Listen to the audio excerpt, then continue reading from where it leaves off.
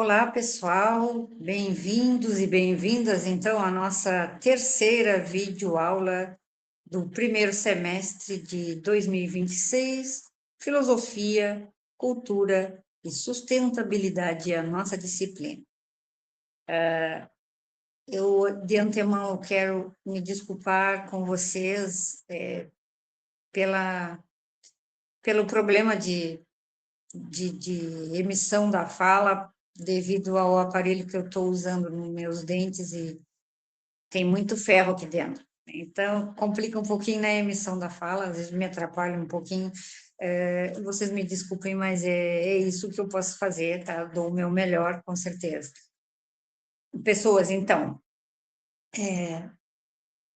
primeiro eu gostaria de esclarecer para vocês a questão daquele pontinho na média do semestre para os que participam das nossas webconferências. Nós já tivemos uma, e nós teremos mais duas.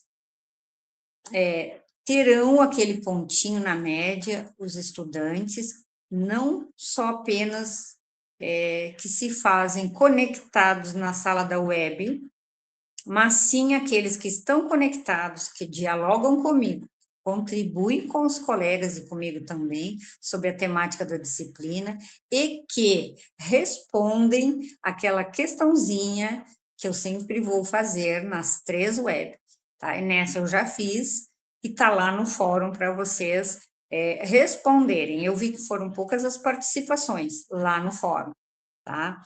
Geralmente são as mesmas pessoas sempre. Gostaria que vocês participassem, que dialogassem uns com os outros, ou comigo também, que dessem a contribuição, não só pensando no pontinho lá no semestre, que, claro, às vezes pode ser muito necessário, mas sim no sentido de diálogo mesmo, de reflexão filosófica sobre essa temática, tá bem? A sustentabilidade deste ambiente. Porque, como o Krenak diz, não é um meio ambiente, é o ambiente de conviver entre seres vivos, não apenas seres humanos, mas seres vivos. É o ambiente. E nós temos esse vício, né, de chamar de meio ambiente. Bom, eu como compactuo com com este conceito do Krenak, eu vou adotar essa medida, né? Daqui para frente eu vou chamar de ambiente, o ambiente no qual nós compartilhamos a vida com outros seres vivos. E lá no fórum do nosso ambiente virtual está a questão que eu solicitei na web para aqueles que estavam na sala, que eu fiz até a listinha ali para ver, né? Quem estava. E a questão é que vocês pesquisem sobre a COP30, que aconteceu em novembro, no Pará, sobre a que conclusões, que acordo, que fechamento, qual foi o consenso que estes líderes mundiais que estavam discutindo, então, o futuro do planeta, que conclusões chegaram? Né? O que nós podemos tirar assim de importante, de muito importante deste encontro de líderes mundiais, tá? E para que a gente também possa acompanhar e cobrar o que eles estiveram lá discutindo e defendendo, tá? E quais os acordos, qual o consenso, quais as deliberações foram feitas. É essa questão que é para vocês colocarem lá, para que a gente possa, então, não só ganhar o pontinho lá do semestre, mas trocar informações, construir conhecimentos. Beleza? Tudo certo assim? Então tá.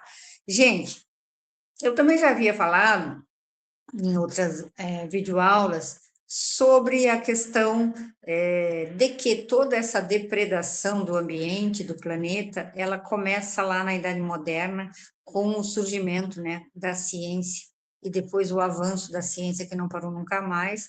Então, a ciência nessa época, né, era tida como um recurso natural infindável, só que não é bem assim. Hoje nós vimos e sofremos as consequências desse pensamento e dessa evolução também, né, desse chamado progresso. Então, a modernidade, ela representa, assim, uma ruptura decisiva na história do pensamento ocidental e, sobretudo, no que diz respeito à forma como o ser humano compreende e se relaciona com a natureza. E a partir dos séculos 16 e 17, isso se consolida, né? Se consolida num novo paradigma epistemológico, que é baseado na racionalidade científica, claro, e que transforma, então, a natureza num organismo dotado de sentido e, num organismo dotado de sentido, num objeto de análise, de exploração, tá? De controle também. E essa mudança, ela não se limita ao campo do conhecimento, mas ela implica uma reconfiguração profunda das relações sociais, das relações econômicas, tá? E também das relações culturais. E a racionalidade científica, ela passa, então, a racionalidade científica moderna, ela passa, então, a orientar não apenas a produção do saber, mas também a organização da vida em sociedade, e estabelecendo as bases do desenvolvimento, desse desenvolvimento tecnológico e do sistema capitalista. E nessa aula, então, assim, nós vamos analisar este processo de constituição. Deixa eu ver aqui o meu texto, tá? Meus escritos. Esse processo de constituição dessa racionalidade. Então, antes da modernidade, a natureza, como nós já vimos e conversamos, ela era concebida como um todo orgânico, dotado, então, de uma finalidade, de significado intrínseco.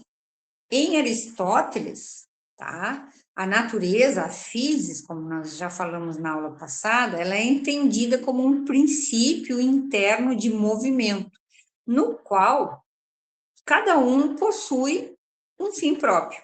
E essa concepção teleológica aristotélica, né, estabelece uma relação de pertencimento entre o ser humano e o cosmos. Na Idade Média, essa visão já é incorporada à teologia cristã, especialmente em Tomás de Aquino, que ele interpreta a natureza como uma criação divina, ordenada e dotada de sentido. E, nesse contexto, a relação com a natureza é medida por valores éticos e religiosos, é claro, né? Que impõem limites à ação humana. Assim, a natureza não era percebida como um objeto assim externo, mas como parte de uma ordem maior, tá? Da qual o ser humano, então, fazia parte. Com o nascimento da era moderna, né, da racionalidade científica, a partir do Renascimento e da Revolução Científica, ocorre, então, uma transformação radical na forma de conhecer. Pensadores, então, como Bacon, como Descartes, tá? O Bacon, em especial, propõe, então, uma ciência voltada à utilidade prática. Na obra O Novo Órgão do Bacon, ele afirma que a natureza só se vence quando lhe obedecemos. Então, assim, indicando que o conhecimento deve servir ao domínio dos fenômenos naturais. E, de modo não muito distinto, o Descartes estabelece, então, uma distinção fundamental entre sujeito e objeto, ao afirmar que o ser humano ele deve tornar-se mestre e possuidor da natureza.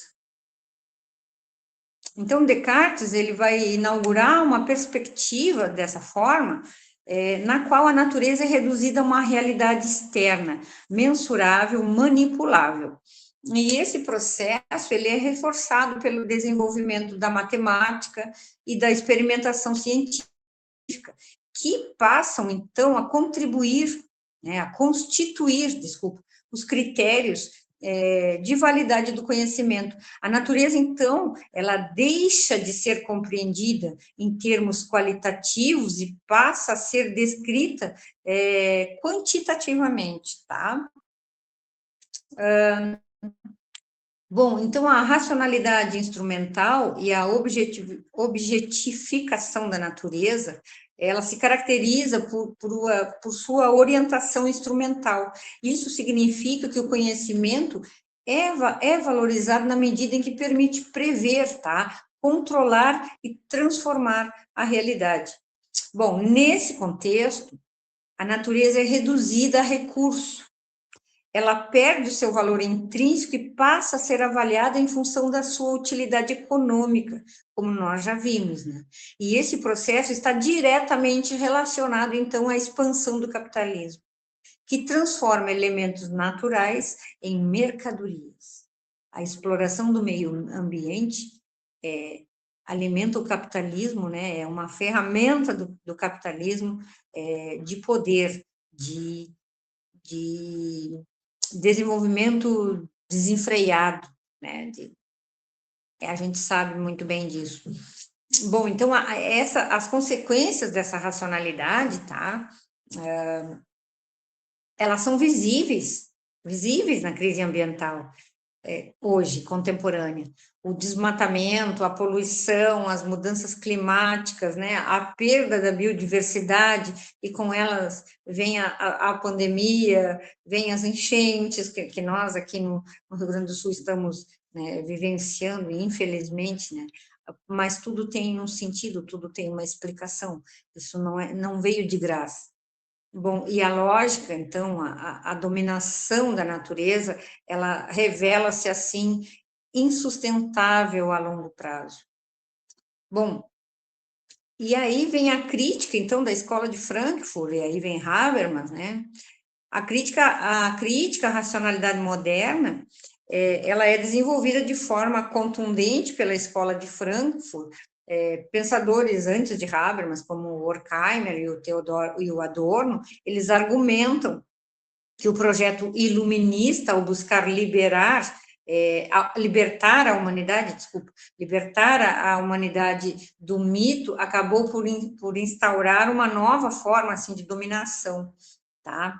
E na obra Dialética do Esclarecimento, os autores, então, vão afirmar que a razão se converteu em instrumento de controle, subordinando, então, tanto a natureza quanto os seres humanos à lógica da eficiência. E a racionalidade, ela deixa de ser emancipadora e torna-se, então, a ser uma racionalidade opressiva. E passamos, desta forma, à contribuição do Habermas, que é da escola de Frankfurt. Alguns autores dizem que Habermas foi da segunda geração de Frankfurt, outros dizem que Habermas é de uma terceira geração de Frankfurt, ou seja, ele participou também das duas, de uma segunda, o primeiro Habermas, da segunda geração de Frankfurt, e o terceiro Habermas, esse por último, de uma terceira geração da escola de Frankfurt, da teoria crítica de Frankfurt. E o Habermas, então, ele propõe uma reinterpretação da crítica frankfurtiana ao distinguir entre diferentes formas de racionalidade. Segundo ele, o problema da modernidade, esse problema não reside na razão em si, mas na sua relação à dimensão instrumental. E o Habermas introduz nisso tudo o conceito de racionalidade comunicativa, como nós vimos já em outras disciplinas, para aqueles que fizeram a disciplina comigo, né, sabem dessa proposta, então, habermasiana de uma teoria da ação comunicativa. E essa teoria da ação comunicativa, ela é orientada ao entendimento mútuo, né, de todos os envolvidos. Nessa obra da teoria do agir comunicativo, ele afirma que a racionalização do mundo da vida significa a racionalização do mundo da vida, a racionalização instrumental do mundo da vida, significa a colonização desse mundo por sistemas orientados ao sucesso. Então, essa análise permite, então, compreender, tá, a crise ambiental como resultado dessa expansão de sistemas econômicos e tecnológicos sobre as esferas da vida, que deveriam ser reguladas por normas éticas e comunitárias, tá? E o segundo autor que nós propomos trabalhar nessa disciplina, que é vou chamar de pensador Ailton Krenak, que é o indígena, né, para os que não sabem. Então, a crítica do Krenak, ela representa uma ruptura ainda mais profunda com a realidade moderna, ou com a racionalidade moderna. Então, para o Krenak, a superação entre o ser humano e natureza, ela é uma construção artificial que legitima a exploração ambiental. Na obra do Krenak, em Ideias para Adiar o Fim do Mundo, ele diz que a ideia de que os humanos estão separados da natureza é uma ilusão.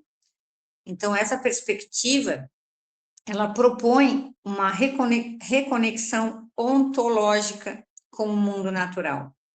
Talvez seja essa a nossa saída, hein, gente? Refletimos, ou refletamos, ou vamos refletir. Reconhecendo, então, a interdependência entre todos os seres vivos, tá? Deste ambiente. E, ao valorizar os saberes indígenas, o Krenak aponta para a possibilidade de construir outras formas de relação com a natureza, tá? Baseadas no respeito, na reciprocidade e na sustentabilidade. Será que isso é possível, pessoas, diante da ganância, da busca de poder desenfreado? De pessoas que não se importam se vão deixar um mundo possível de se viver para gerações que virão depois de nós? Mas, enfim, precisamos lutar para que isso seja possível, que outras futuras gerações possam ter um mundo, e não digo, nem vou falar ideal de se viver, mas possível de se viver, onde nós, seres vivos, possamos respeitar as vidas deste planeta. Então, assim, diante dessa crise ecológica global, né, torna-se necessário repensar isso, tá? Repensar esses fundamentos da racionalidade moderna. E diversas correntes contemporâneas buscam construir alternativas, tá? A ética ambiental, a sustentabilidade, as epistemologias decoloniais, os saberes tradicionais. Então, a ética ambiental, por exemplo, reconhece o valor intrínseco da natureza, tá? A sustentabilidade tem como princípio orientador das práticas sociais. As epistemologias decoloniais questionam a hegemonia do pensamento ocidental. E os saberes tradicionais que oferecem outras formas de conhecimento. Por isso eu solicitei para vocês que acompanhem o Ailton Krenak, leiam o que ele já escreveu, tá? Então, essas abordagens convertem na tentativa de superar a lógica de dominação e de promover, então, assim, dessa forma, uma relação mais equilibrada entre a humanidade e a própria natureza.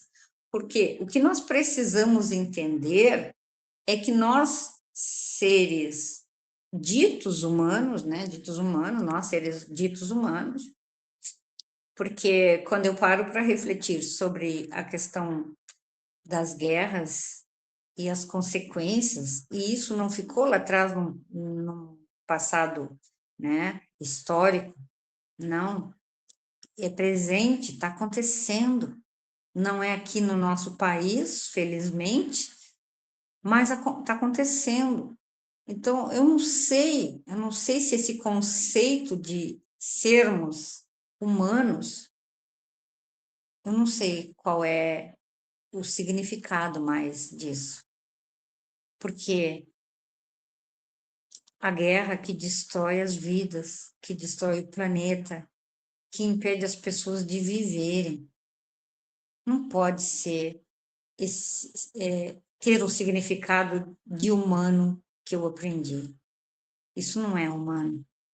Né? Então, nós, seres vivos, precisamos respeitar os outros seres vivos deste planeta, nas suas diferenças, nas suas limitações, na sua utilidade, mas sempre enquanto limite, tá? Enquanto outros seres que fazem parte desse todo, no qual nós também fazemos, né? Nós somos parte desse meio.